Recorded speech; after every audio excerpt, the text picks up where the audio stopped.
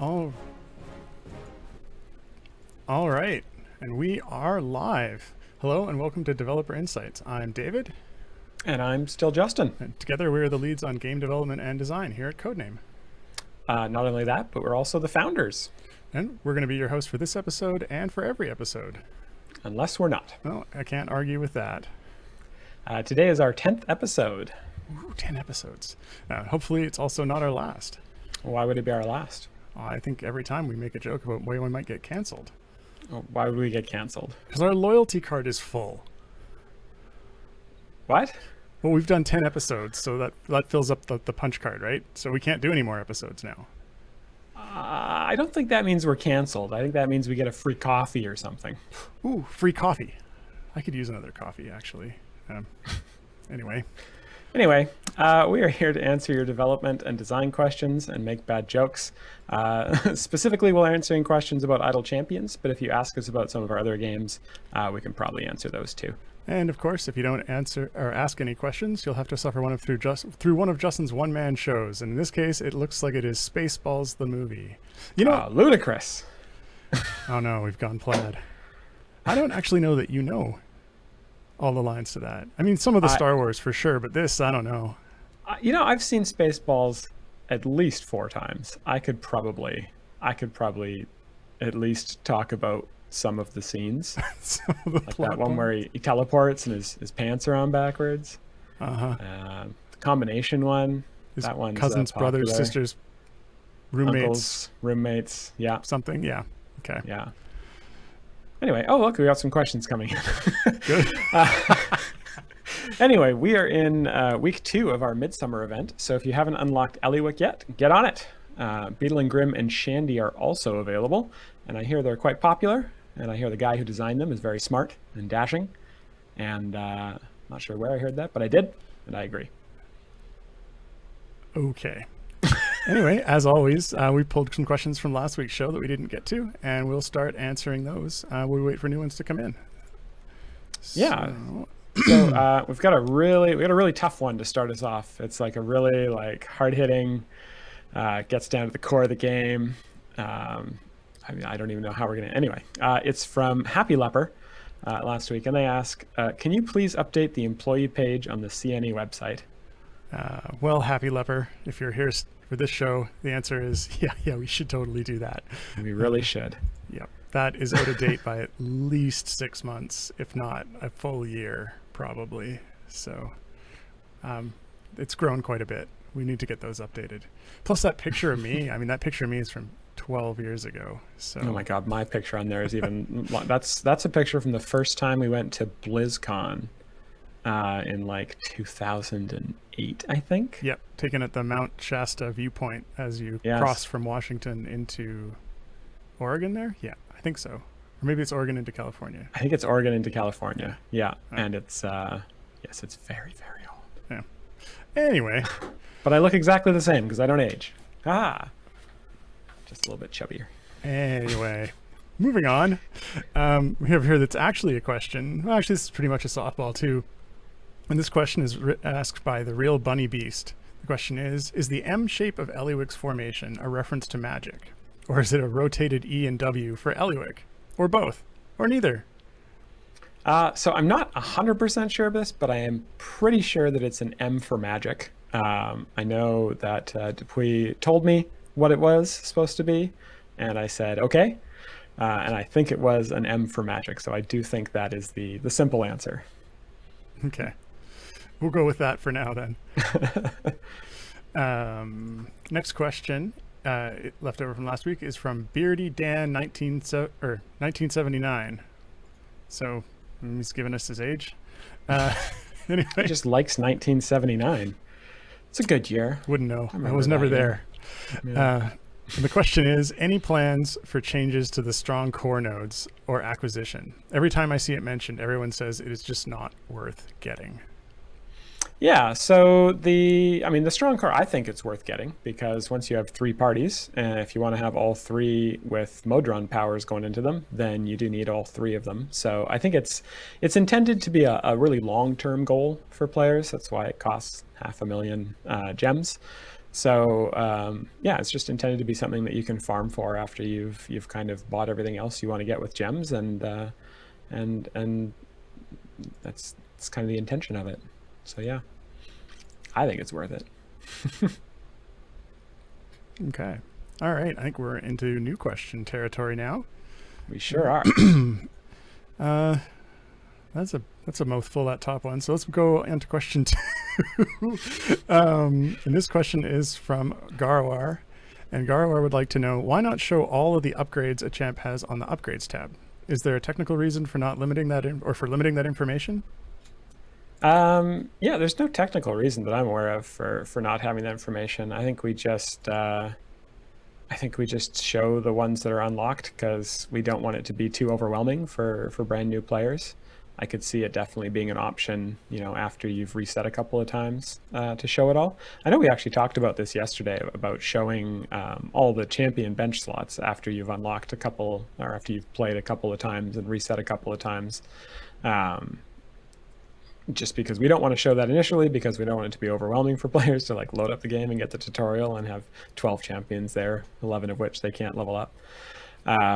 So yeah, I could see this being something we maybe do down the road as a little quality of life thing. Okay.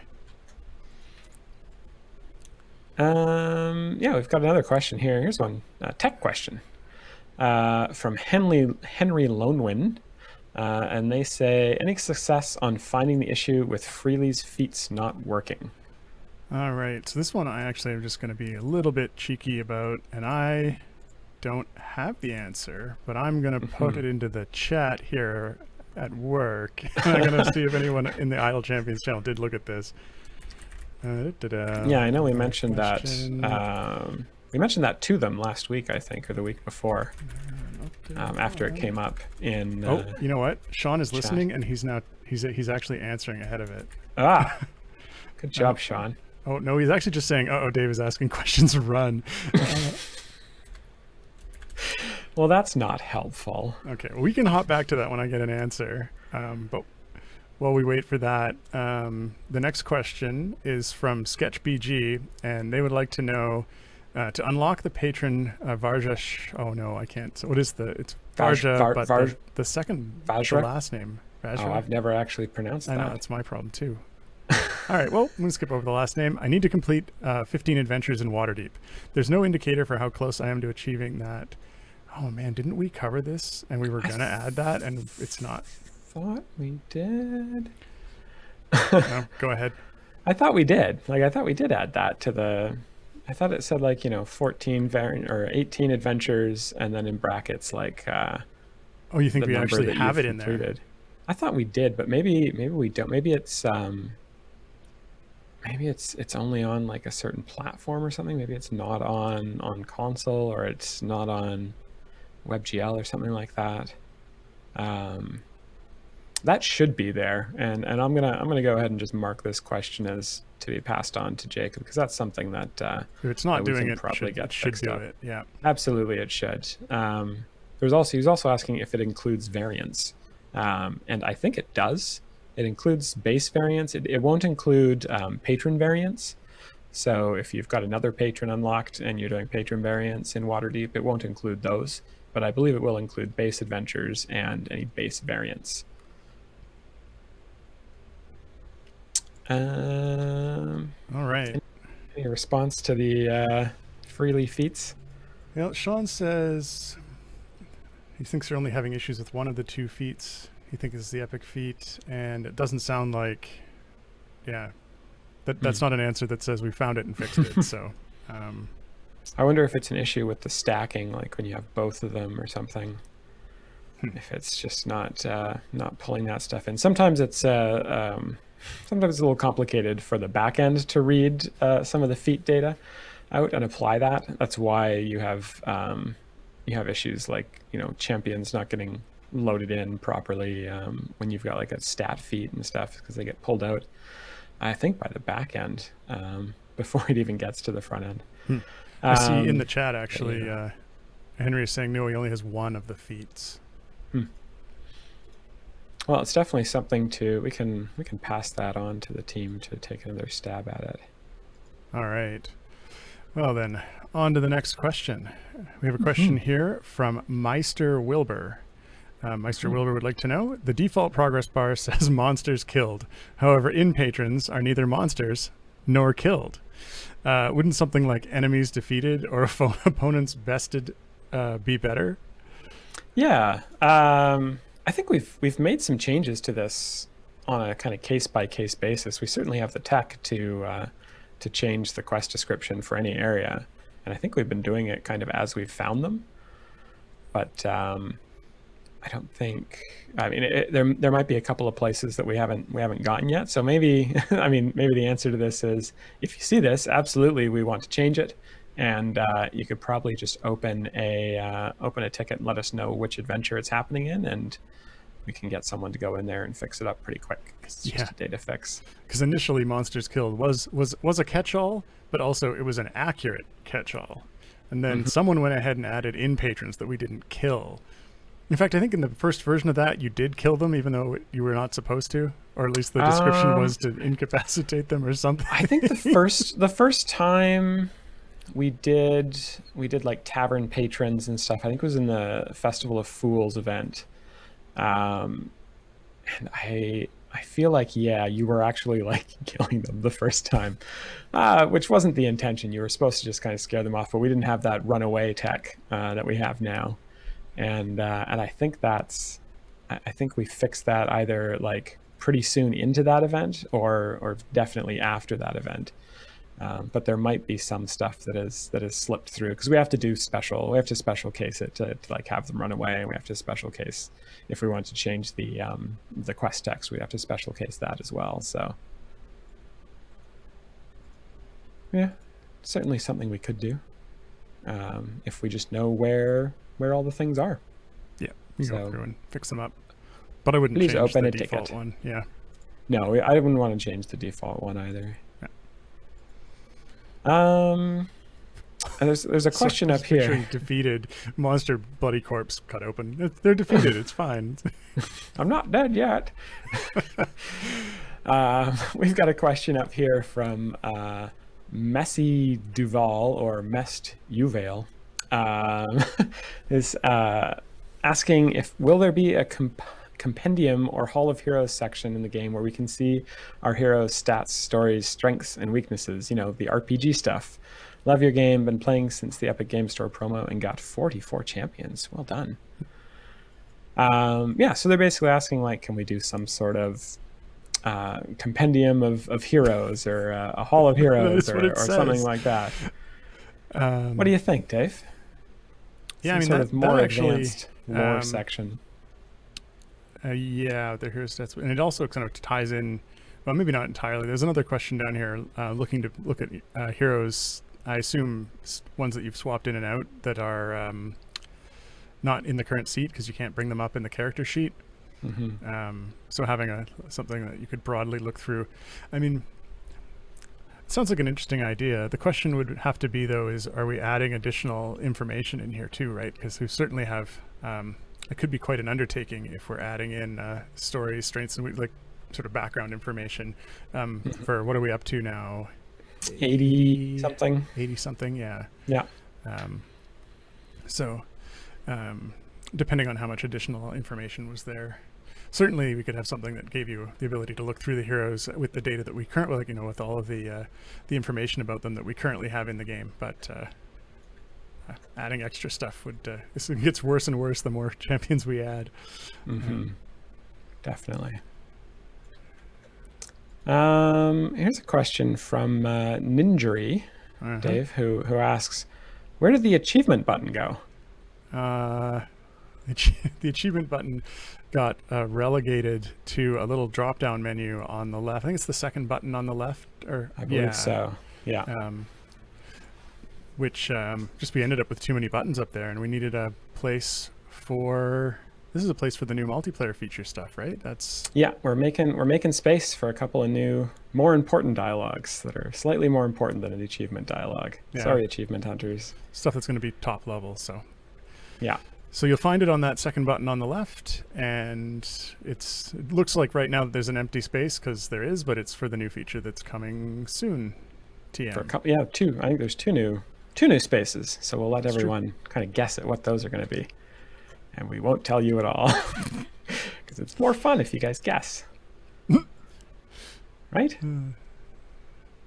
Let's see. Oh, Herkwork here had a follow-up to the question about showing all upgrades, I believe, and they were suggesting maybe a checkbox to see all, and I think that's certainly a possibility.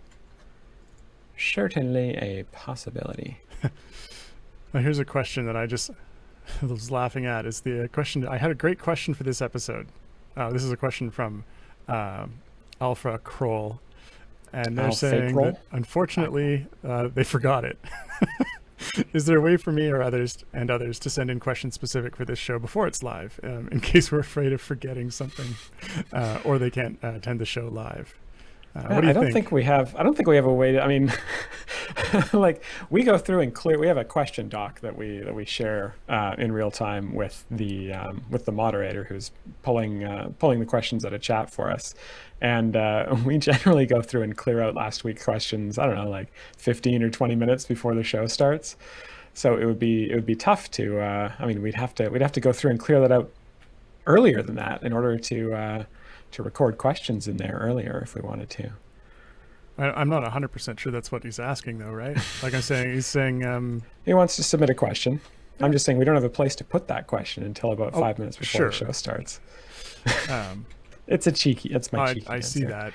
I mean, if you can get a question through one of the channels to us beforehand, we'll try our best to answer it. But we don't have an official way for that. So if it gets sent into one of the mods or to Sean, although I really don't send Sean a whole bunch of questions. But if something, I'm doing the best channel for that. Just ask in Dev or Idle Insights just before this. Right. Okay. Well, I don't know that we answered that very well, but we'll move on. Blue question. When you go answer question 11, Justin? Sure.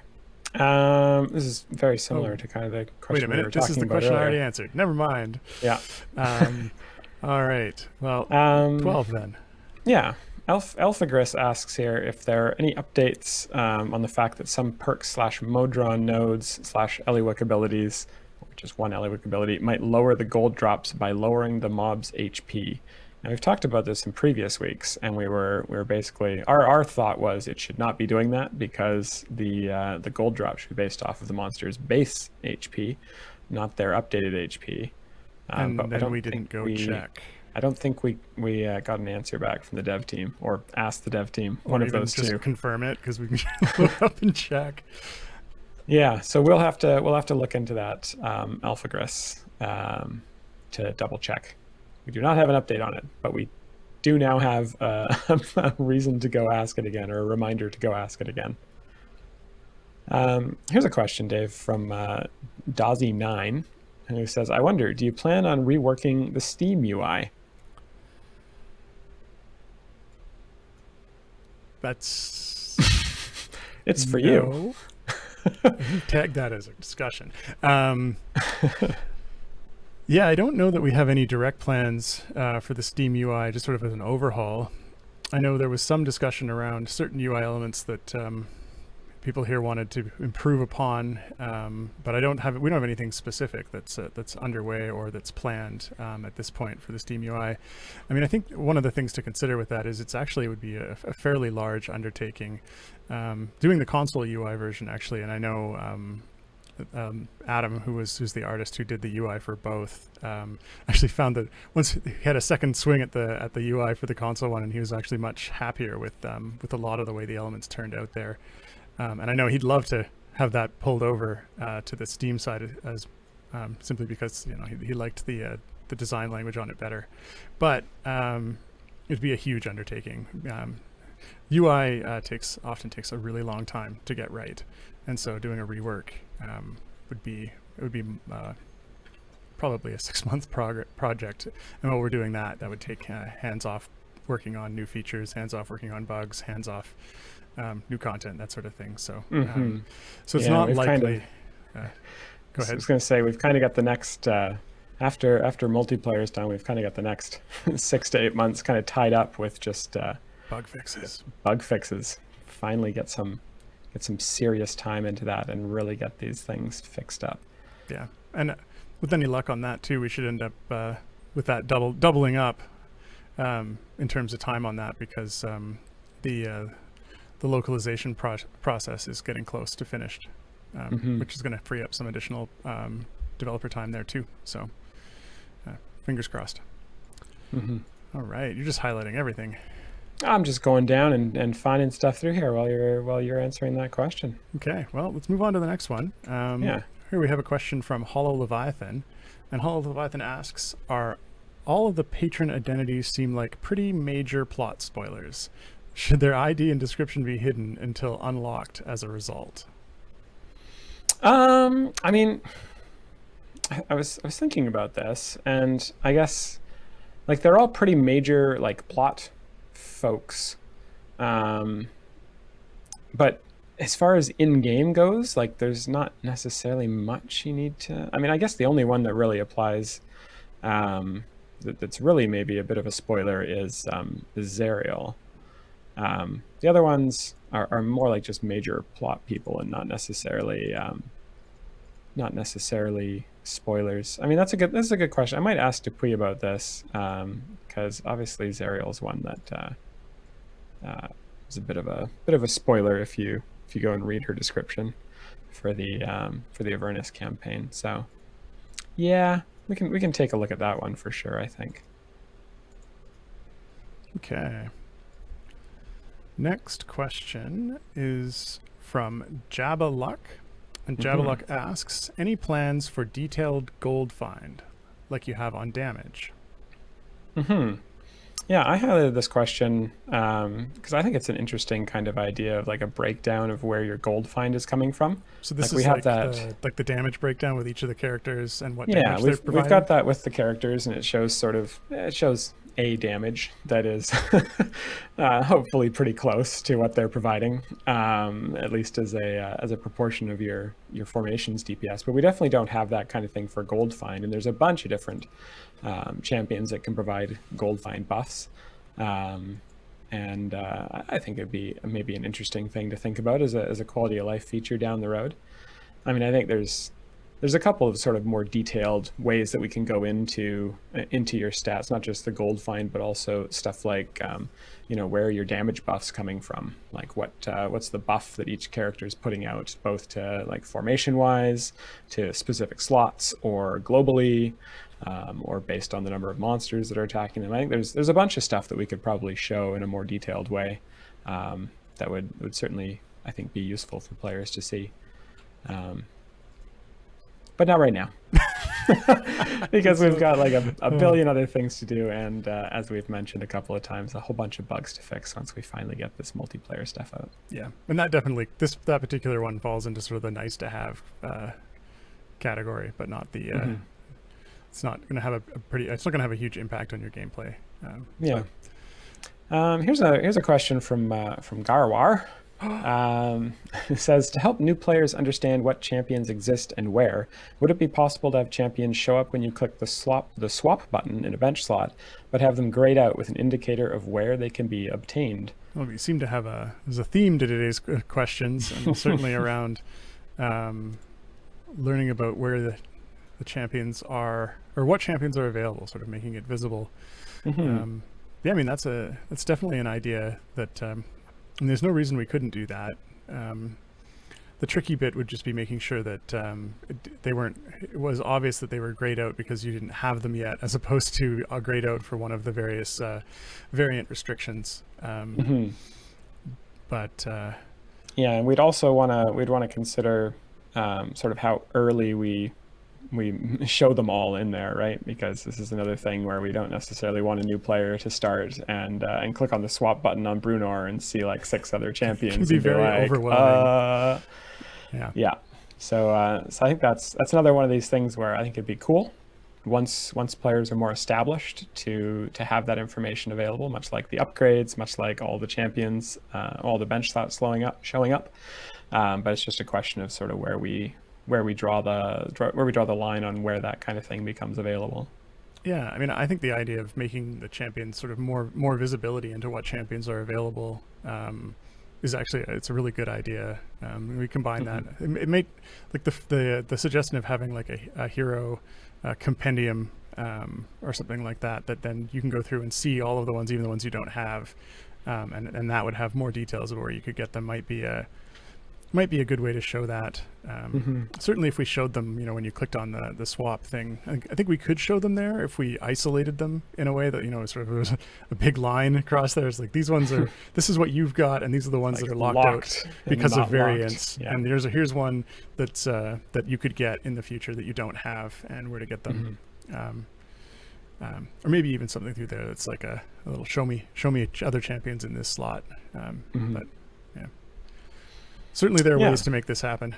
Yeah, for sure. Here's a question that we've kind of been dancing around a little bit and mentioning a couple of times today, but it's just straight out asked here, so I figure I'd get to it. From OG17, who asks, after a year, automation can still be broken by issues like familiars somehow being dropped from a character slot alongside background party strangeness. That's a nice way to put it. But development has shifted to multiplayer, which is going to have its own problems. Well, maybe. As will the next system, etc. Will automation realistically be getting enough attention to address issues that survived all the previous automation focus? Yeah, so certainly that's something that has been an issue. It's an underlying issue here that I know Peter has been bringing up over and over and over again, especially when we started working into the multiplayer feature stuff. I know one of the things he wanted to do before we even got into that was to get some of the automation fixes in. The tricky part about that is that these bugs have been ones that have sort of open-ended in terms of the amount of time that they take to fix, because they're issues that we're unable to reliably reproduce them, and so it leaves this open-endedness to, well, we give 2 weeks to fix this, and then maybe we found out what the issue is, maybe we haven't, and then realistically we have to move on to the next thing. That said, as long as Justin doesn't pull some feature out of his butt, we actually don't have anything on the schedule after the multiplayer feature for at least 4 months, I think, is what it looks like, right, Justin? I mean, you're at some point through the end of the year at least. Yes, all the way through the end of the year. Yeah, the only time we're going to come up with a new feature is when I have to write that end of the year blog, and then I'm going to have to come up with what we're going to do in 2022 and write that out. But yes. So that whole window of time has at least one developer 100% on bugs, and likely it's going to be 2 developers 100% on bugs. Now, that said, maybe there's stuff in here that they actually don't solve, which would be, I don't think it's that bad. But I know even today I was talking to Jared about the Invisible Champions issue, because he'd come across another issue while working on the next champion on the docket, and there'd been some issues with a graphic that wasn't loading properly, and he traced it back to part of the process when the party is running in the background and everything is running in what we call headless mode, where the graphics actually aren't rendering, and when you attempted to load a particular type of graphic during that phase, that they reported they had loaded, but they weren't loaded, and they didn't work once the phase ended. So I know he was hopeful that had something to do with, or that might be part of what was causing that Invisible Champion stuff. But that one's been plaguing us for a year, and we haven't actually managed to figure out what's going on there, just because it's the results are so peculiar. But hopefully with just some dedicated time, we can get to the bottom of some of those. Yeah, it's certainly... Yeah, as you say, it's going to be a big focus once we wrap up the multiplayer development and the localization stuff as well. Okay. Next question here is from Gab454, and Gab would like to know, they say, "Hi, David and Justin. Alt parties are great, but I feel like they are slow. Could you consider increasing offline speed, or is it more likely to remain as it is?" Yeah, this is a good question. I think we've answered this one before. It's definitely so the offline parties move at kind of a fixed rate, and it doesn't take into account a lot of speed champion abilities, like Briv skips, Deacon speed, Shandy speed, Havilar as well. And so it's the background parties don't do a full simulation of what's going on. They just kind of skip zones in their own way, check to see if you can beat that zone, and then sort of skip ahead. And so a lot of those abilities, yeah, like I say, they don't function properly. And so what we need to do in order to fix that is to kind of go through, look at those abilities, and give the sort of an approximation to the speed up that they give. And so that's what I would like to do. I'm not sure if that's going to be part of kind of our fix pass that we do when we're going and hunting for bugs, or if that will just create more bugs. But that's certainly something that I would like to see implemented personally in the when we get around to sort of looking at background parties and mode drawn automation and bugs like that. Got another question here from Joe Mallow for you, Dave. It said, I got Gromma's personal achievement to reach Area 175, while the active party was on Area 3, but the background party was on Area 175 plus. I assume this was not intentional. They were unable to replicate this. Yeah. So you know our pain. Yes, this is definitely a bug. I'm not 100% sure how this ends up happening, but we have definitely observed cases where it appears that when you switch between active and when you switch active parties around, sometimes it appears that certain effect hooks might end up getting reused, and so it appears, as far as the game thinks, it might actually think that Gromma's in the background party, even though she's not, and that's probably why that achievement triggered. But it's definitely something that is in that list of aforementioned bugs that are on the upcoming docket. So yeah, definitely a bug. We may or may not have an idea of why that could be happening, and it's definitely something that'll get looked into for that. But, yeah. Okay, next question from Bosslog. Bosslog would like to know why Nova Discovery ability does not count in the DPS breakdown, but it actually increases the DPS. Yeah, so I've talked about this before on streams, but I'm always happy to talk about it again. So the DPS breakdown shows basically like a fixed DPS amount. And Discovery, I believe, is influenced by the number of monster hearts and brains that you have collected. And so it's a dynamic amount of DPS that it adds. And so the DPS breakdown, we'd like to try and keep that pretty static. And so when we have an ability that can provide a variable amount of DPS, like this one, or like abilities that increase, say, when monsters are attacking a tank, things like that, we just assign them a fixed multiplier. And we kind of pull that multiplier out of sort of what would be a reasonable sort of buff that this ability would provide on average. And so I think Discovery is one of the abilities that does that and has that kind of fixed multiplier. And so that's why it doesn't necessarily increase as the actual effect of Discovery increases on the DPS breakdown. So hopefully that answers your question. There's a lot of abilities like that don't necessarily increase your DPS, even when they are actually increasing your DPS. And it's just to try and keep those numbers static. I just like the phrase, the hearts and minds of monsters. Yes, she's collecting hearts and minds. Yes. Okay, next question here is from Longtime Lurker. And Longtime Lurker asks... First-time questioner. Oh, we don't know that. I mean... Well, I haven't seen I'm just going to do it. That's probably the... Is it... Lurker. Uh-oh. I either typed their name wrong or... All right, moving on. Longtime Lurker would like to know, would it be possible to have the global blessing that grants damage for how many epics you have, and Avernus adventure completed show the... I'm not reading this fluidly. And have the Avernus adventure completed show the amount of damage they provide? Yeah, so this is, there's a couple of blessings that, much like the abilities I just talked about, don't provide a fixed amount of DPS, but provide DPS based on other things. For example, how many epics you have, how many Avernus adventures you've completed. There might be one or two other. And yeah, so the next set of blessing updates is on the docket for soonish. And we've got some more things that are like this, where they've kind of got a variable bonus based on how much stuff you have in the game. And so I will make sure that we address this issue before that release, so that they can show those bonuses, because they are supposed to. I think there might even be one that does, but yeah, they definitely should. It's very confusing if they don't have it there. Okay.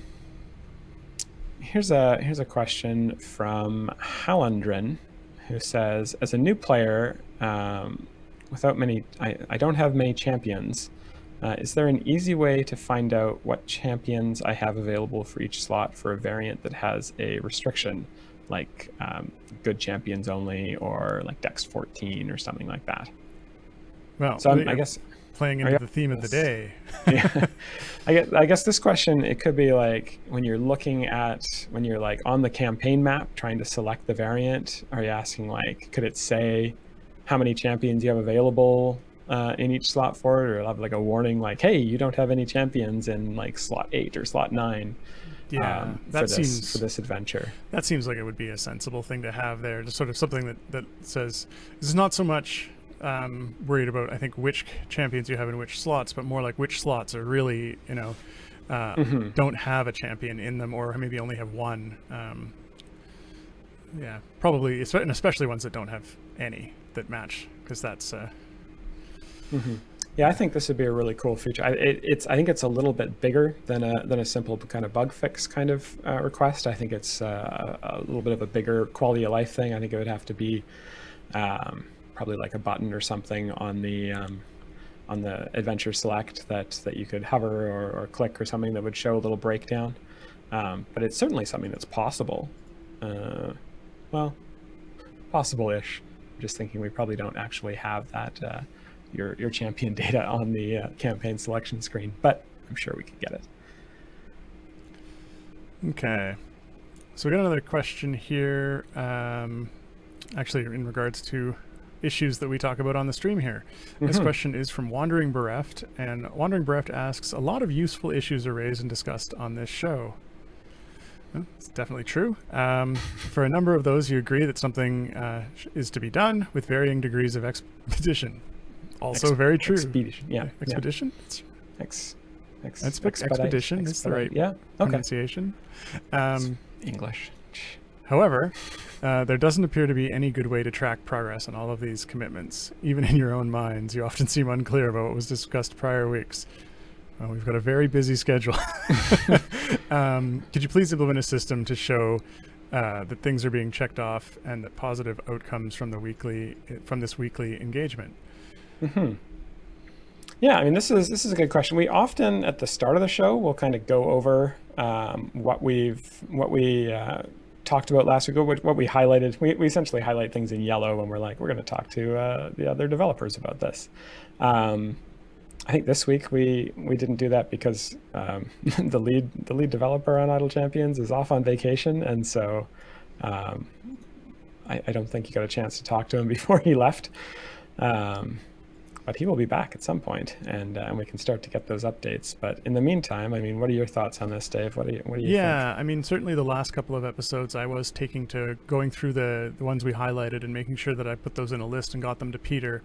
One of the things that, of course, occurs is that because they're in the middle of working on a number of other things, that when I show the list to Peter, he either he says, well, okay, he didn't react necessarily positively to some of those items, but there are certainly cases where we can do this, we can do this, we can do this, and these other things are going to have to wait because we just don't have time to get them in right now.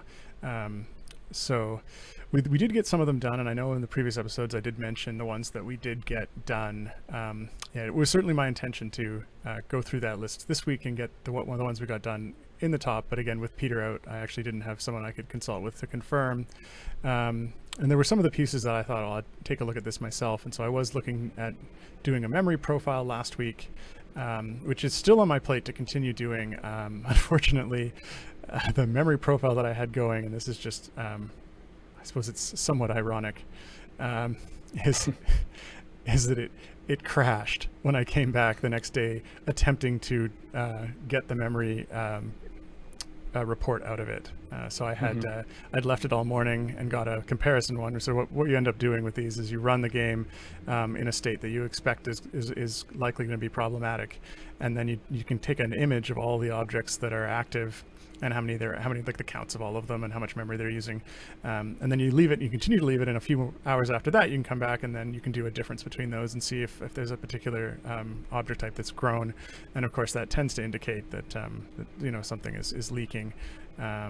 And oftentimes it's, actually I won't go into that, but so I left it, I got my snapshot and I left it overnight, and I came back in the morning and I went to grab the memory shot and it actually crashed the Unity editor in doing so, which just means I'd left it for too long. Normally when I do that, I've left it overnight before and had no issue with that. And often the longer you leave it, the more obvious leak cases are, and of course if there are cases that are very slow leaks, you do have to leave them for an extended period of time before they start to become sort of noticeable.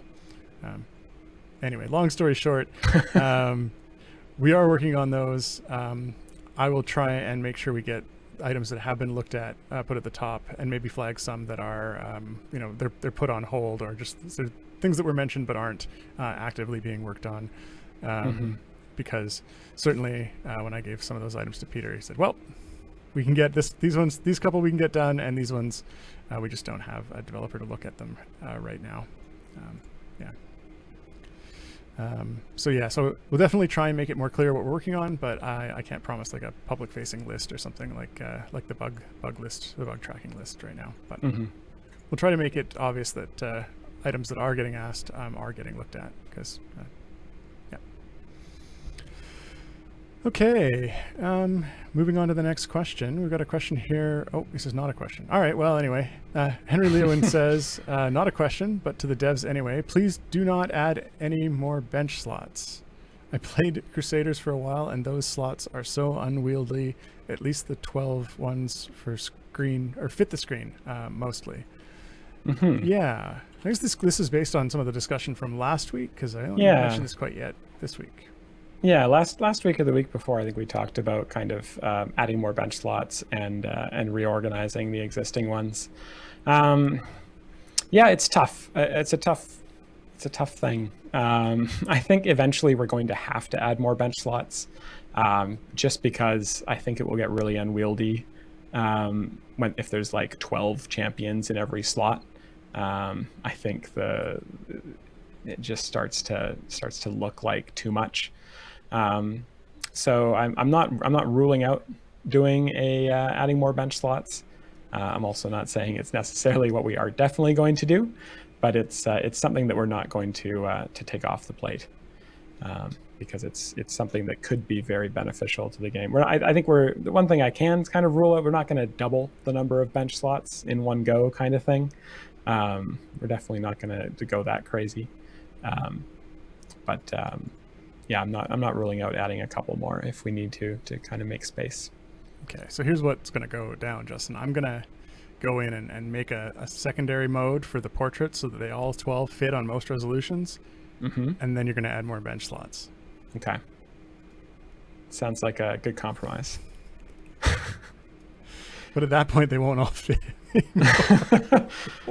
You will go make it better, and then I will go back and make it worse again. It's a push and pull. Back and forth. Okay. Next question from Severand 166. They'd like to know, what is the most surprising and unintended interactions players have come up with? Yeah, I thought about this when I read this in the list, and I think the thing that's been most surprising to me is some of the kind of active strategies where you're actually like pulling champions out like just before they attack and then putting them back in. I think the first time this happened was way back in the day, way back in like the first winter that we released with Barrowin, and players were kind of pulling her out and then putting her back in and pulling her out and putting her back in to like build up the hammers and use the hammers at the right time. And we actually had to go in and rework how Barrowin worked because it was just too good. But it was only really good if you were like really, really babysitting it. And so it was just surprising that people were kind of willing to put in that much effort to increase their DPS by a bunch. And I think there's still things in the game that are very much those kind of manual, put in, take out kind of things. They're not exactly my favorite mechanic. I don't super like them, but I think it's neat that there's ways that players have found to kind of push a little bit further than we ever really intended using those kinds of strategies. All right. Let's see. Here's a question, design question that is highlighted in blue. Ooh, did I do that? Oh, yes, so. Yes, I recognize. From Henry Lonewind, who asks a lot of questions, but gets a lot of answers. Asks, could you get someone on the chest icon? It looks like a U with the dot in the middle. Oh, the one in the top left. Yes. It doesn't really read in the white on light blue color scheme. I highlighted that because I will pass that on to Adam. Well, I can tell you what Adam is going to say. I know, but I just enjoy passing that on to Adam. So I don't know Adam. that he's going to want to make a change to it, but I will let him know. I actually don't have that up in front of me, so I'm not sure what that one looks like. But I do know some of those. It basically looks like a U with a dot in the middle. Yeah. Okay. It doesn't read super. It doesn't read super chest. Yeah. Those. I mean, and in all fairness, those are tough to do. With one color and. They're very small icons. Yeah, they're like 16 by 16 kind of thing. Yeah. Okay. I saw this question earlier and I flagged it here for you, Justin. And it was, and maybe I read this wrong. Like maybe I got the meaning of good the wrong, inflection. But I read this question from Duranis as, are there plans to add any good retired event champions to Evergreen in some fashion? I think they actually, I'm reading this, I think they did mean the good retired event champions. Not the ones that are like alignment good. Not the alignment good ones. That, like, people consider good. Yeah. Just to be cheeky, I am going to add the alignment good ones to Evergreen in some fashion. No, I'm just kidding. Yeah, so we don't have any plans right now to kind of merge retired event champions into Evergreen. Yeah, I think there's numerous reasons why we would probably avoid doing something like that. I think it's still pretty easy to get the older champions, and I think we're always looking at ways to add more sort of time gate pieces. I think. Look for those blessings that are coming out soon as a way to increase your rate of time gate earnings, and yeah, that'll kind of be the way that you still get those retired event champions for the time being. All right. We've got another question up here that we passed over, and this one here is from SNE Jock, and they're asking. Hi, do you have any plans to rework old champions to be compatible with new champions? Yeah, this is a great question. Basically asking, for some of those older champions that have been out for a little bit longer, that maybe don't quite keep up with the new champions, don't quite have the same sort of breadth of abilities and scope of their abilities. Is there other plans to kind of rework those to be better? And I think it'd be a really interesting thing to do. It's just a matter of finding the time to do it. I think there's some really easy reworks we can do, like just changing sort of the magnitude of abilities to make them a little bit more powerful if they're falling behind on sort of the power creep that inevitably happens. But actually going through and changing abilities and stuff is something that starts to take tech time. And we're really trying to reserve as much tech time as we can after this multiplayer stuff gets out. for bug fixes and fixing up mode run and multi-party. And probably fixing up multiplayer stuff as well. I mean, let's be honest. So I think there are plans to do it. I think they're a little bit further off than the near future. But yeah, I mean, I'd always love to go through and take another stab at some of those old champions, because like thematically they look really cool, and they have really cool backstories, and I'd love to see them in more formations. But they just don't quite keep up with some of the new mechanics. So yeah. Yeah. And one thing I'll just add to that, because I know you tossed in the fixing bugs in the new multiplayer feature. One thing not to get people too nervous is that the Modron automation and background party stuff was an enormous change to the game, which had a lot of moving parts. The new multiplayer feature is nowhere near as sophisticated as that. It's not going to have that kind of bugs in it. No. For the most part, it's based off of existing mechanics. Yeah. And we'll be able to get into the details of that probably soonish. Soon. I mean, do we have that in front of our beta testers yet? We do. As far as I know, there are some people who are playing that out in the wild. And I think we're getting lots of feedback, and I think already tracking down a couple of issues and getting them fixed. So, yeah, it's well on its way. Okay, next question here is accusing you of being a wizard. Wait, no, it's not. That's not what they're saying. Fabricated asks, I turned in a little bit late, so I hope this hasn't already been asked. Balancing must be something that could only be done by some sort of wizard mathematician, but I'm just going to go with wizard. It seems really, really hard to me. So what tools do you use to balance? Is it like a spreadsheet or an in-house tool? Yeah. So I think I've talked about this a couple of times, but I'm always happy to talk about our balancing tools. We use an in-house tool that basically the way it kind of works is it has sort of a set of data, so it knows how much damage, how much buff, how much gold find, how much health, etc. A champion is supposed to have at any given level.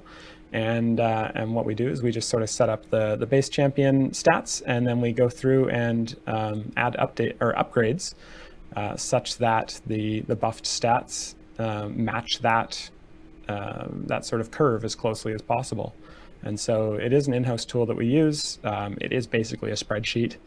And it's basically the goal of that is just to get the champions sort of as close to each other as we can in terms of balance, and then watch and see how players use them and make tweaks if we need to. Because we can only do so much we can only kind of estimate so much how much damage they're going to do, because you get them into a different formation where they're maybe synergizing with another champion in a different way. You can start to get things that go above and beyond sort of what we balance for. So I guess one thing I could say is I generally try and balance for kind of an average usage. And I try to leave some upside if you can find a sneaky way to use them, so that there can be like a really good, like potentially a niche that each champion can kind of fit into.